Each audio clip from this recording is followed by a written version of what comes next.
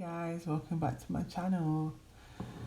First and foremost, apologies. I know I haven't put another video out there since I just did the first one. I bet you was like, well, what's going on here?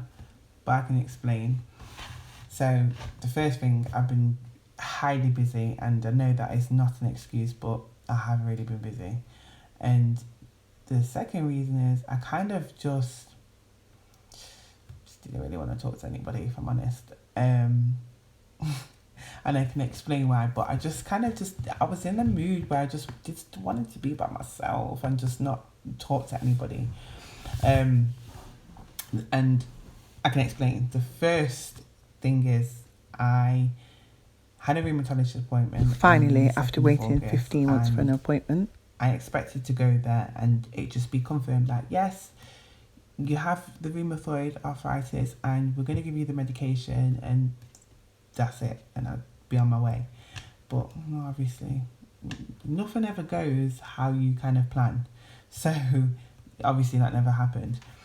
And I went there and then I was told that I had something else and it just was crazy. I think for me, I just never mentally prepared myself for it, so it took its toll on me. I had to kind of like just gather my thoughts and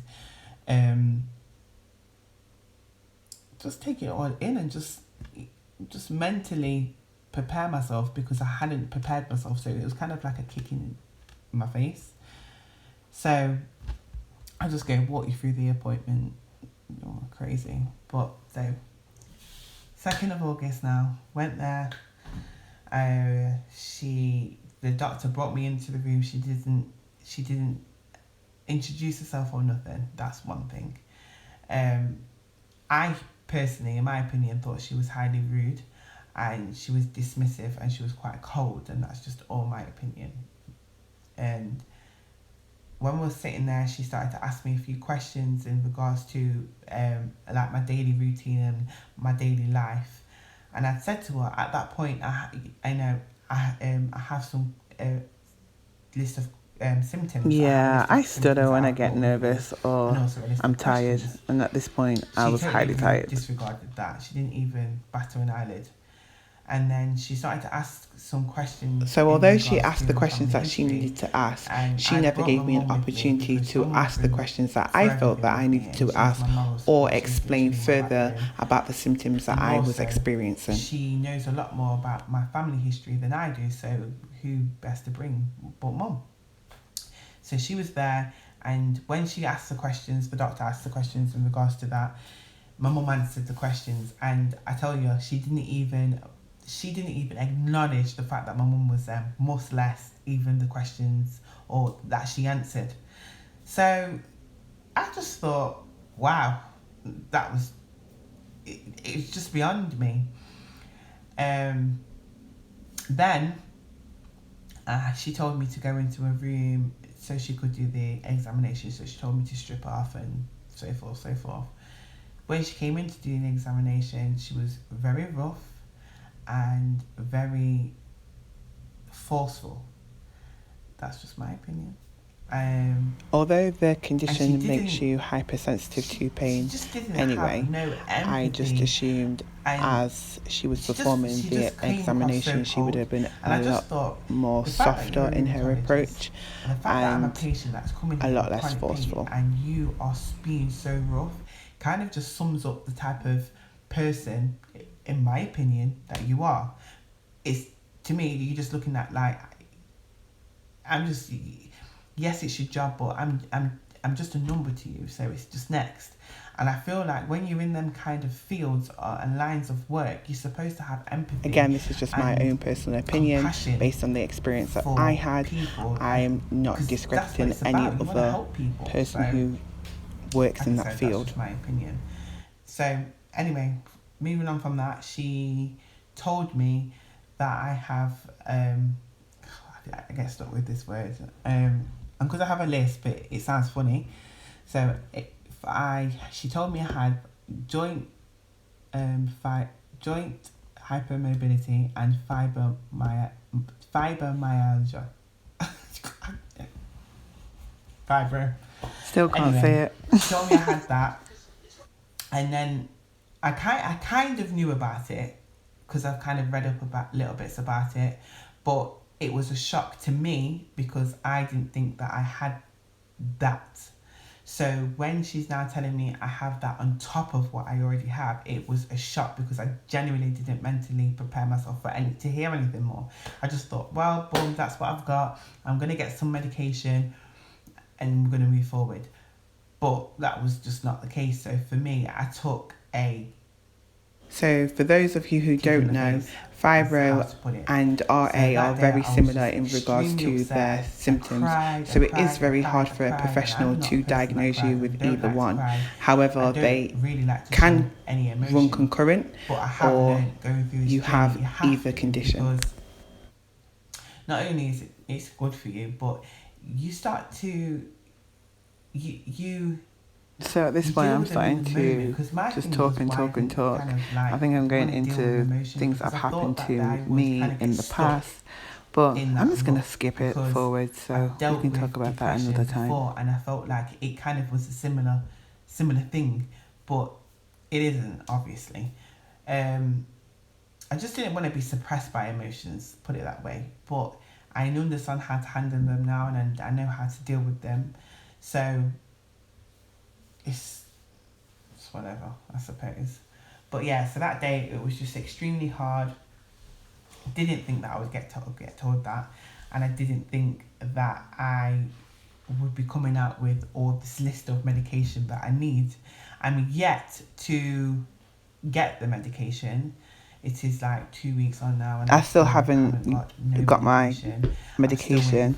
Obviously the video is a little bit late, but it still stands. I've still not got my medication yet, and it's further on into a few weeks. They needed to make that decision. The doctors need to make that decision. In my personal opinion, yeah, I just feel like you don't want to pay for it, because when she then told me, oh, the reason why I have these conditions is because it's a direct link from the fact that I had SPD in my pregnancy. So those of you who don't know what SPD is, it is basically I think it's where I say that like I know, like I'm a doctor, but where your pelvis is relaxing, your bones. So to simplify it, guys, it's basically your body releases a hormone for your ligaments to soften up in order for the baby to pass through, and it's just kind of a reaction to the fact that your body doesn't adapt well to that hormone that was released. So yeah. So when she said that to me, I was angry because I went through a hard time through my pregnancy, and the back end of December, before I had her, I was in hospital, and then towards the January, and I was denied hydrotherapy because I was in hospital for chronic pain, which they still can't tell me what it was then, and still yet now. So fast forward from that, I asked them to induce me, and they wouldn't induce me. They induced me on the day that I was meant to have it, which was the 20th of the 2nd of 18, and I had her the next day. But however, if they had induced me earlier, then I probably would have never had this condition ever, in my opinion again. But there again, that's what happened. And the fact that I had protein in my urine 4 weeks before I had it, then 9 days later I was rushed into hospital to then find out I had preeclampsia and nearly died. Again, this is not me discrediting the whole entire NHS, because I have previous children and I had a great experience in regards to the care for them. This is just the experience that I've had now later on in life. So I just didn't want any more knocks to what I already felt that I had took.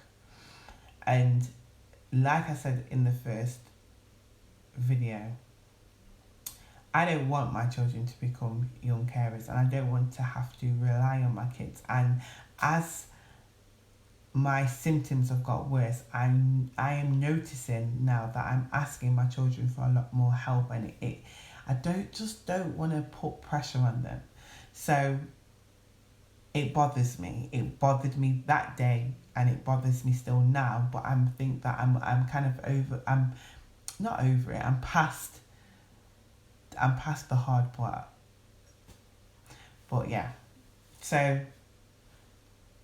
that was my rheumatologist appointment. I did contact Pulse, and I explained to them that my experience of the appointment wasn't how I expected it to be, given the fact that I waited over a year for that appointment. I am gonna have another rheumatologist appointment at some point. I don't know when. I'm still waiting to hear back.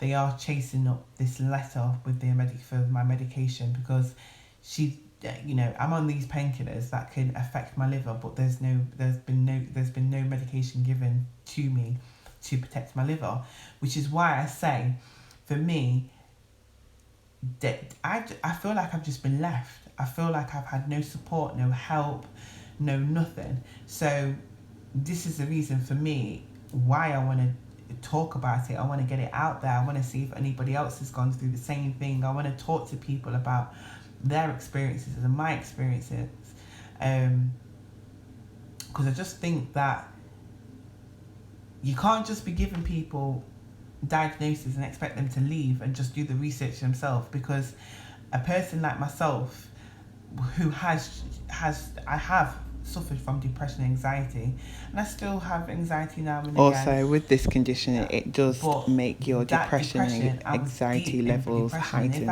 So I just wanted to let everybody know that it's not just because I've been through a depressive time. I still have little flare-ups, and that's because of the general condition. The experience that I've had in this last year, and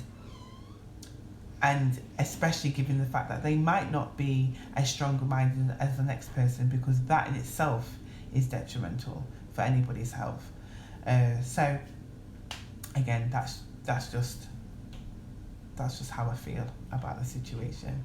I'm not discrediting any nurses or any doctors out there, because there are good doctors and there are good nurses out there. But just for me, in my experience, I haven't experienced. In addition to that, although I did say in that time of the video that I hadn't experienced anybody in that field that has been that line of good for me, I have now changed my GP practice, and I have an extremely good doctor. I would have been able to tell you more about the great experiences that I've had, and how on what medication they've given me, and so forth. I will go through my medication with you another day, but I just feel like it needs to be a bit more. So generally speaking, as I say, I do feel that there should be more awareness out there in the future. As at the moment, I'm just speaking in hindsight. I'd like to do some events and promote those for people who are silently suffering or don't have an outlet, of support. So again, that will be in the future. Like myself, who has been ignorant and just think, oh, it's just stiffness and that's it. But with the fact that I have these two now conditions, like the fibro, for instance, I had this thing where I just couldn't remember anything, and I still have it. So I thought that this was all because I had a baby, but it turned out to be an actual thing called a fibro fog. Or post-it notes some places, just to remind me of the things that I have to do, or take your tablets, or remember to pick this up from the shop and stuff. And that's purely come from that condition, and I didn't know that. And this is the thing that it's just crazy. I will go into my conditions about what they are and stuff as I realise I've not done that. But thanks for watching, guys. That's my video and I'll see you later. Subscribe, drop a comment and share, and I will be doing another video, a Q&A next time. And see you guys later.